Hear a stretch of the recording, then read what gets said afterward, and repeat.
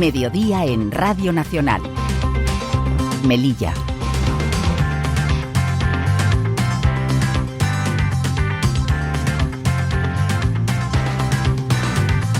¿Qué tal? Muy buenas tardes. Les damos la bienvenida un jueves más a Asamblea Abierta, una ventana a la actualidad política de Melilla, en la que desde Radio Nacional de España hablamos cada semana con sus principales protagonistas.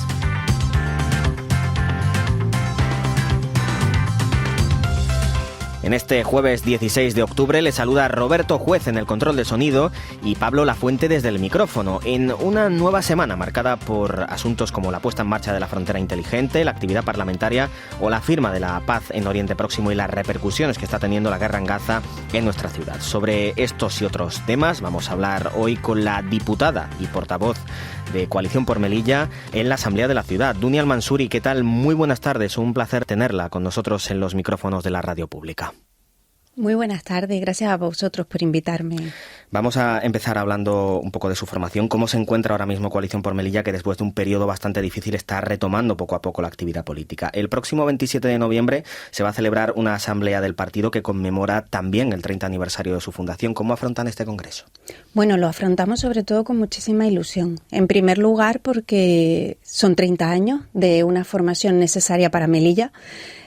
Una formación gracias a la cual se ha avanzado en igualdad, se ha avanzado en derechos para la ciudadanía y sobre todo se ha avanzado en esa multiculturalidad de la que todos hablan, pero que hay que luchar por ella, porque el simple hecho de estar o existir no nos da esos plenos derechos. Hoy en día seguimos escuchando mensajes que pueden ser contraproducentes para una convivencia real entre personas que somos de idiosincrasias diferentes, de culturas diferentes y demás. Y Coalición por Melilla siempre ha luchado precisamente por una sociedad igualitaria en todos los sentidos, desde el punto de vista de la paridad entre hombres y mujeres, desde el punto de vista de la cultura en sí misma, desde el punto de vista de luchar por las raíces de esta tierra, que no desaparezcan y que no se considere extranjera a la cultura propia de nuestra ciudad.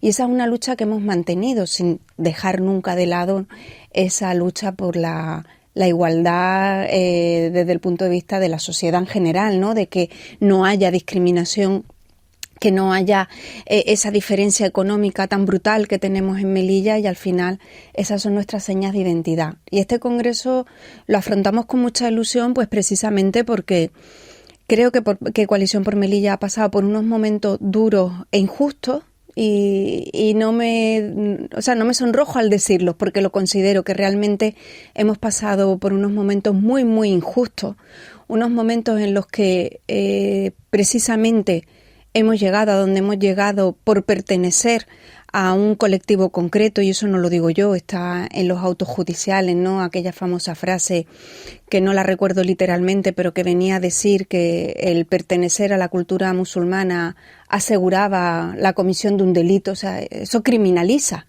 a toda una parte, ya no de la población melillense, sino de toda la población española. En España hay millones de musulmanes, por lo tanto, eso criminaliza a toda una parte de la sociedad, y por eso digo que hemos pasado por una situación injusta, dolorosa, tanto a nivel político como a nivel personal, y creemos que este congreso va a ser el revulsivo para que volvamos a estar donde debemos estar, y es enfrente del gobierno actual para luchar por los derechos de los melillenses. Hablábamos también de que está siendo una época complicada porque también se está comentando la presencia de voces críticas de esa escisión del partido en el bloque conocido como Nueva Melilla. Decía el presidente de CPM, Mustafa Berchan, que la dinámica actual de su partido es defender el legado construido durante esas 3 décadas y que no le sorprendía la aparición de estas nuevas siglas. ¿Está de acuerdo? ¿No cree en esas afirmaciones críticas que afirman que es necesario un cambio de liderazgo en la formación y de apostar por caras nuevas tras lo ocurrido en la operación Santiago Rosadir y el caso voto por correo? No estoy de acuerdo con aquellos que fueron compañeros y han decidido tomar un camino diferente.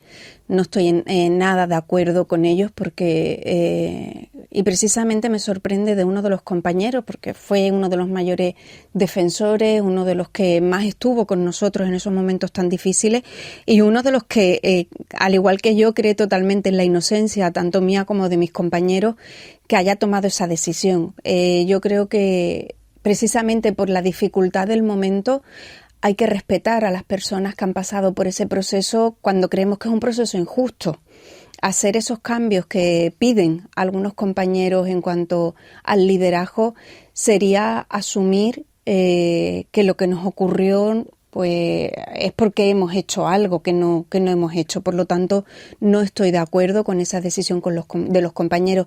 Sí estoy de acuerdo con que es bueno que se realice o que se celebre esta asamblea extraordinaria que vamos a celebrar a finales de noviembre, que además coincide perfectamente con el 30 aniversario de la formación, que ahí podamos escuchar a la militancia, que podamos reafirmar o que podamos convalidar esa confianza de la militancia. En esa parte sí que estoy de acuerdo. Además, creo que es bueno y necesario, ¿no?, que la militancia nos vea, que hable con nosotros, que tengamos ese encuentro en el que cada cual pueda decir lo que quiera. De hecho, nuestro estatuto, como creo que como los estatutos de casi todos los partidos, permite la presentación de ponencias concretas y la inclusión en el orden del día de cuestiones concretas, y esas inquietudes que tenían los compañeros perfectamente se podían haber incluido. De hecho, es curioso que estos compañeros exigían, para mantenerse dentro del partido, exigían que se celebrara precisamente esta asamblea antes de finalizar el año.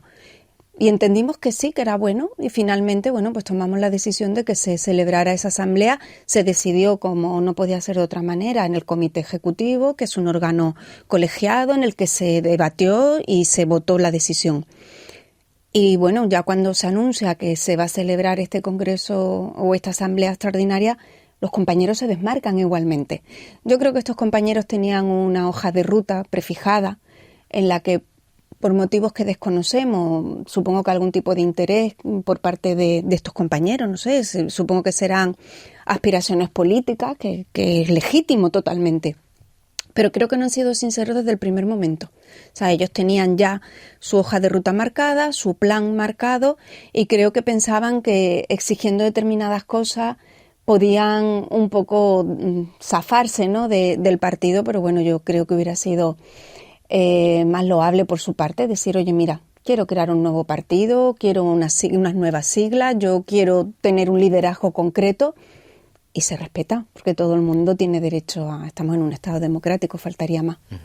Diputada, usted fue consejera de Hacienda durante la pasada legislatura. Entiendo que conoce bien los problemas de los empresarios y las dificultades que están teniendo para hacer gestiones en la aduana comercial. Una instalación que está abierta y cerrada a la vez, porque al final es Marruecos el que impone las condiciones a la hora de realizar cualquier tipo de operación. Ustedes apelan mucho a la necesidad de hacer cumplir el Tratado de Buena Vecindad con el Reino Alauita, firmado en 1991, pero es verdad que cuesta creer, por lo menos ahora en un horizonte de cooperación con Marruecos, cuando no se ve una voluntad firme al otro lado de la frontera. ¿Usted qué cree, diputada? ¿Miramos más al norte, como dice el presidente de la ciudad, más al sur, buscamos un entendimiento, a ver si llega en algún momento? ¿Cómo lo podemos conseguir? A ver, en primer lugar, yo creo que Melilla, dada su situación geográfica, no tenemos por qué fijarnos en un único punto. Yo creo que tendríamos que mirar 360 grados, ¿no?, en todas las direcciones. Melilla es una ciudad que, como digo, por su ubicación estratégica y geográfica, es una ciudad que podría ser una de las ciudades más ricas del mundo prácticamente, porque tenemos a todo el continente africano al que le podemos prestar todo tipo de servicios que no requieren siquiera de un tránsito físico de mercancías. Podríamos estar hablando, que yo apostaba mucho por ello, de servicios online, todo tipo de servicios que estén relacionados, ¿no?, con la web. Que además hay muchos de esos servicios que requieren de una formación muy sencilla, con lo cual podríamos formar de manera fácil a melillenses que se dediquen a prestar esos servicios al resto de África. Y claro, cuando digo África, digo Marruecos. El acuerdo de buena vecindad es un acuerdo que, y yo sé que me van a criticar mucho por lo que voy a decir ahora mismo, que España se ha estado saltando sistemáticamente durante muchísimos años. Cuando ciudadanos de la provincia de Nador querían venir a Melilla, en aquellas colas eternas, se les devolvía a Marruecos por cualquier motivo. O sea, no tenían esa libre circulación que sí teníamos los melillenses hacia el otro lado. Llegaba la feria, por ejemplo, que es un ejemplo que siempre pongo. Venían las familias con sus hijos en el coche cargados de ilusión por acudir a la feria y en función de no sé qué criterios, porque nunca eran claros los criterios, o sea, no habían unos criterios preestablecidos con los que la gente pudiera decir, oye, mira, cumplo para pasar o no. Era muy arbitrario. Y les hacían darse la vuelta con los niños llorando en el coche, gente que venía con dinero a gastarse dinero en Melilla, o sea, a dejarse su dinero aquí. Luego ocurrió lo de la crisis del borrego en el año 2017, en el que por una orden ministerial que no tenía que haber afectado a Melilla, porque Melilla no deja de ser un territorio tercero dentro de la Unión Europea, y era totalmente improbable que si llegaba a Melilla algún animal con algún tipo de infección, era imposible que cruzara ese virus, que cruzara el estrecho o el mar Mediterráneo para poder llegar al otro lado de la frontera. Eso abrió también una brecha importante. El trato que se daba de este lado a la gente que se dedicaba al porteo, lo cual no echo de menos ni mucho menos. O sea, eso era una actividad totalmente inhumana y creo que se ha hecho bien en erradicar ese tipo de intercambio de mercancía.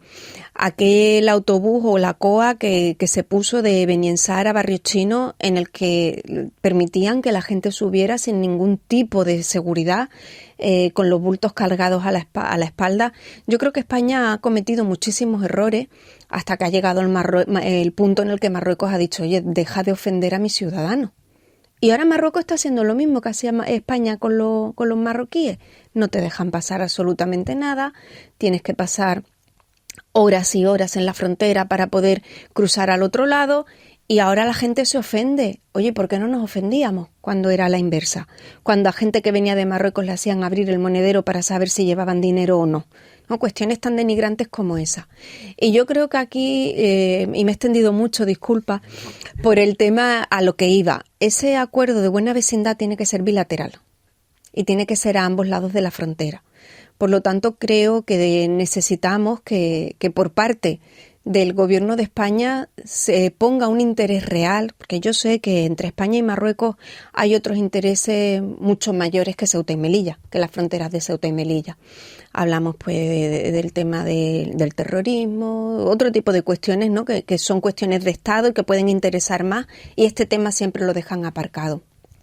Pero si España quiere mantener estos dos territorios como territorios españoles europeos, tendrá que llegar el momento en el que nos planteemos ese acuerdo de buena vecindad real, atajando los problemas reales.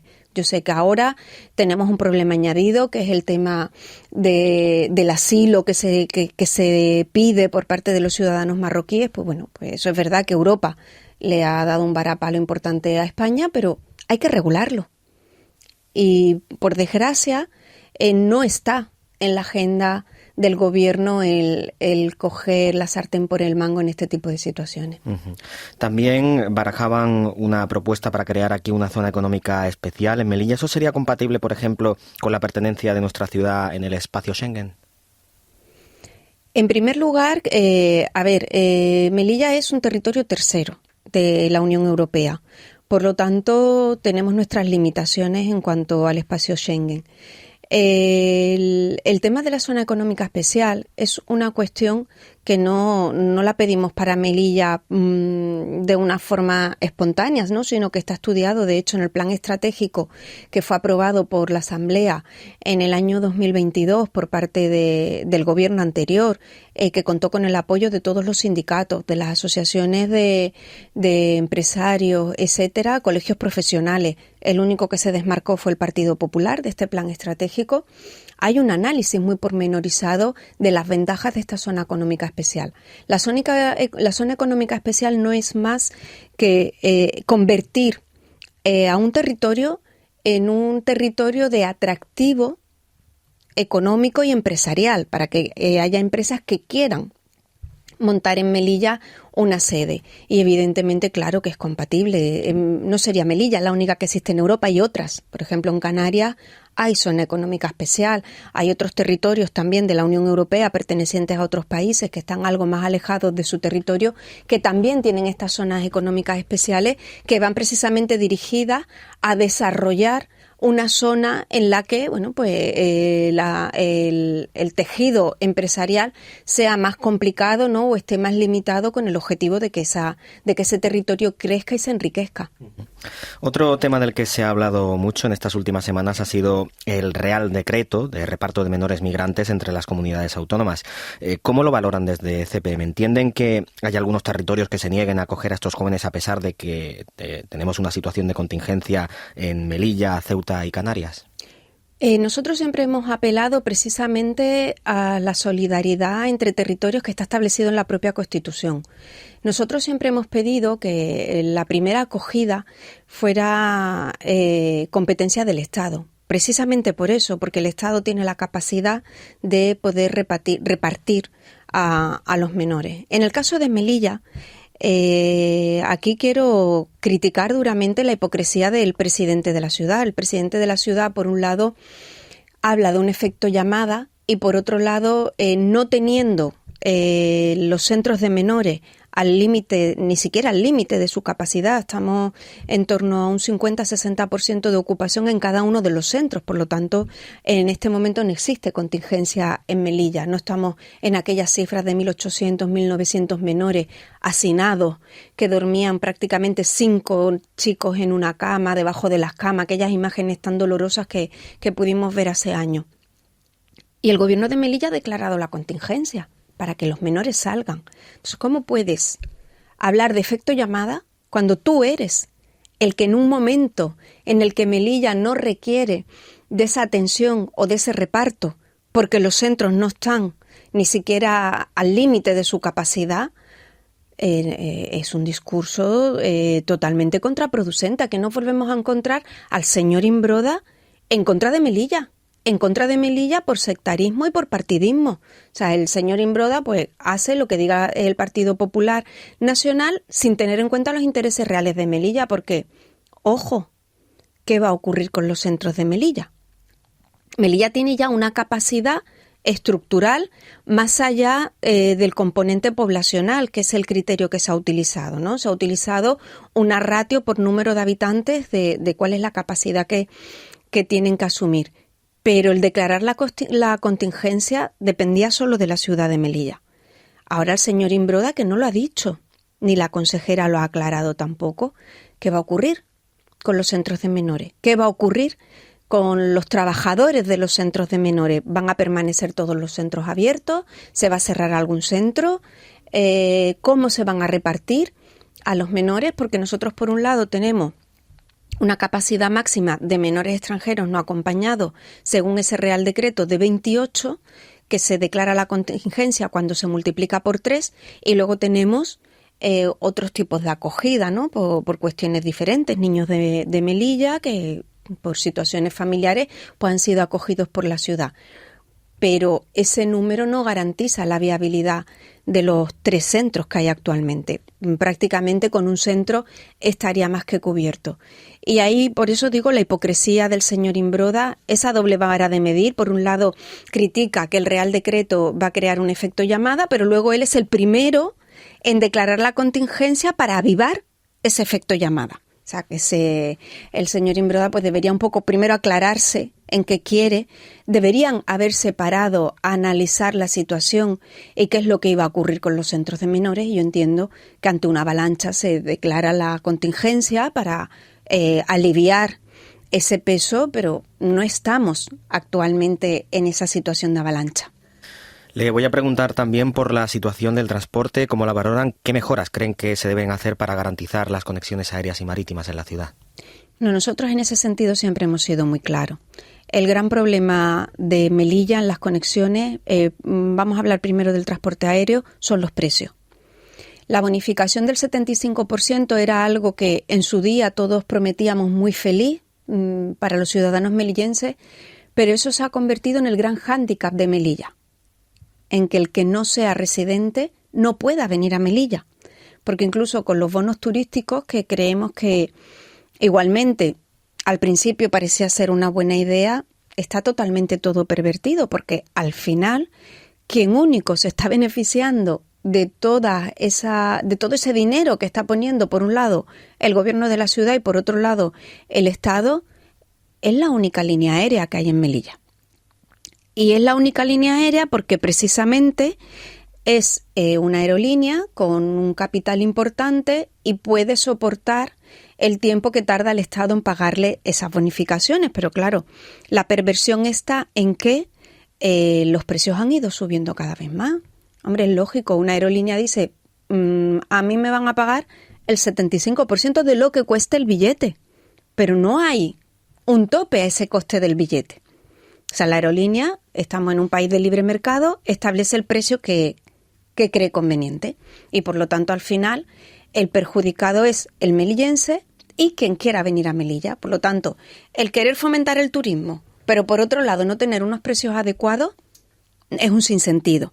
Ahí lo que se tendría que establecer, como nosotros llevamos mucho tiempo pidiendo, es una OSP, una orden de servicio público, que eso establecería unos precios máximos y creo que con lo que pone el Estado para Melilla, que son más de 30 millones de euros al año, se podría incluso establecer para todo el que quiera ir y venir a Melilla un precio fijo. No es normal que de Andorra a cualquier punto de la península, si lo comparas en el número de kilómetros con Melilla, cueste 65 euros el billete y que en Melilla se paguen 300, 400 y hasta 500 euros por un billete sin la bonificación.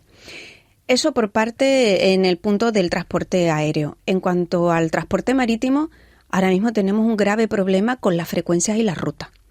No tiene ningún sentido que un sábado no haya barco en Melilla, ni para ir, ni para salir de Melilla, ni para volver a Melilla. O sea, precisamente el fin de semana, que es cuando más uso se puede hacer del barco, resulta que no tenemos. No tenemos manera. Y si a eso le suma que pueda haber nubes bajas o condiciones climatológicas que impidan que el avión entre o salga de Melilla, nos quedamos encerrados. Es que no tiene ningún sentido. Yo creo que el tema del transporte necesita que se le dé una vuelta, que nos olvidemos del es que siempre se ha hecho así, ¿no? Que es la frase que más odio del mundo, ¿no? El que nadie quiera cambiar las cosas porque siempre se han hecho de una manera determinada y hay que darle la vuelta totalmente, como quien le da la vuelta a un calcetín, para buscar otra manera que sea más adecuada y que realmente fomente lo que queremos, que Melilla pueda ser una ciudad turística, ojo, no ese turismo masivo que destroce la ciudad, sino ese turismo de fin de semana, que pueda venir la gente de la península a hacer una excursión y que eso vaya creando economía en Melilla. Y con la actualidad de los transportes aéreos y marítimos, no lo vamos a conseguir jamás. Diputada, vamos a hablar de Gaza y también vamos a poner un poco en contexto lo que ha ocurrido esta semana. Se ha firmado el acuerdo de paz, hemos tenido esa visita de Donald Trump al Parlamento israelí, la firma del documento en Egipto, con la presencia del presidente del gobierno. Su partido está muy volcado en lo que está ocurriendo en Oriente Próximo. Desde el primer momento lo denunciaron como un genocidio y se ha mostrado además muy críticos con la posición del Partido Popular al respecto, por no utilizar esta palabra para referirse a los bombardeos israelíes en la franja que han provocado miles de muertos. Ahora que parece que se vislumbra un hipotético final que puede ser punto y aparte, porque por desgracia esto es un tema que lleva arrastrándose desde hace muchos años. Van a seguir promocionando la participación ciudadana en manifestaciones, reivindicando justicia. Lo digo porque esta semana, por ejemplo, el Partido Socialista ha dicho que va a suspender momentáneamente esas concentraciones tras ese acuerdo de paz. Bueno, tras el anuncio del Partido Socialista me quedo sin palabras. No tiene nada que ver esa decisión con lo que ha anunciado Pedro Sánchez, el presidente del gobierno. Creo que piensa un poco como pensamos nosotros. Esto más que un punto y aparte es un punto y seguido. Yo creo que eso no es un acuerdo de paz. Eso es un acuerdo que le da más alas aún al mayor genocida de este siglo, en el que se ha tratado de una forma muy diferente a la población. Yo veía con estupor las imágenes y los comentarios de periodistas en la zona de Gaza que decían que Israel había prohibido a los gazatíes en su propio territorio utilizar sus propias banderas, con advertencia de matarlos al momento si se atrevían a sacar una bandera de Palestina para recibir a aquellas personas que habían sido secuestradas. Y digo secuestradas porque no se puede hablar de prisioneros, son personas secuestradas porque casi todos, un 90-95%, estaban encarcelados, algunos de ellos, desde hace más de 20 años, sin haber pasado ni siquiera por un juicio. Y todavía hay quien dice que es que Israel es el único Estado democrático en Oriente. ¿Quién se lo cree? ¿Quién se cree que un Estado que encarcela a una persona durante más de 20 años, sin las mínimas garantías democráticas, es un Estado democrático? ¿Quién se atreve a hablar de terrorismo cuando hay un terrorista que es el que se dice ser un Estado? Porque no nos olvidemos que Palestina estaba ahí cuando llegaron los sionistas. Y digo sionistas, no judíos, que no es lo mismo. O sea, no podemos criminalizar a quien pertenezca a una religión por un grupo de ellos. A ellos Europa los mandó a Palestina. Y desde el año 1948 mueren palestinos día sí y día no. Nadie hace minutos de silencio por esos palestinos asesinados a diario. Asesinados a diario.